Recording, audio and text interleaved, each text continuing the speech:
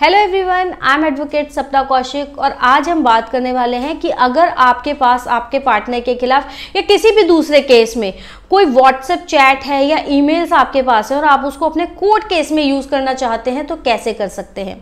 देखिए, अगर आपके पास कोई व्हाट्सएप चैट है और आप उसको यूज़ करना चाहते हैं तो सबसे पहला जो काम है वो ये करना है कि अगर वो किसी नाम से सेव है तो उस नाम को हटा दें ताकि वो नंबर क्लियर दिखाई दे और फिर आप उसके स्क्रीनशॉट लें या फिर आप इस चैट को एक्सपोर्ट भी कर सकते हैं ताकि जितनी भी चैट है वो एक ऑर्गेनाइज्ड मैनर में आपके पास आ जाए और आप उसे कोर्ट में प्रोड्यूस कर पाएं।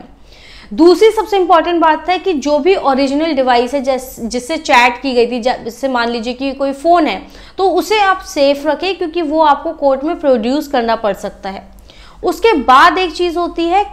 सेक्शन 65B एविडेंस एक्ट के तहत आपको एक एफिडेविट कोर्ट में फाइल करना होता था, जो अब भारतीय साक्ष्य अधिनियम के सेक्शन 63 में कोर्ट में फाइल करना होता है, जिसमें ये कहा जाता है कि आपने इस डिवाइस के साथ कोई छेड़छाड़ नहीं की है, इस जो स्क्रीनशॉट्स लिए हैं उनमें आप कोई एडिटिंग नहीं की है और ये जो आपकी डिवाइस है ये आपकी कस्टडी में है और आप इसको रेगुलरली यूज़ करते रहें। तो ये सारी चीज़ों का आपको ध्यान रखना है कि स्क्रीनशॉट्स अगर लिए हैं तो उनको कोई एडिटिंग नहीं करनी है, डिवाइस को सेफ रखना है और एफिडेविट पहले 65B एविडेंस एक्ट में जाता था, अब भारतीय साक्ष्य अधिनियम के सेक्शन 63 में देना होगा। तो अगर आप इन सब बातों का ध्यान रखेंगे तो आप अपनी व्हाट्सएप चैट या ईमेल्स को कोर्ट में बहुत आसानी से साबित भी कर पाएंगे और सबूत की तरह यूज़ कर पाएंगे।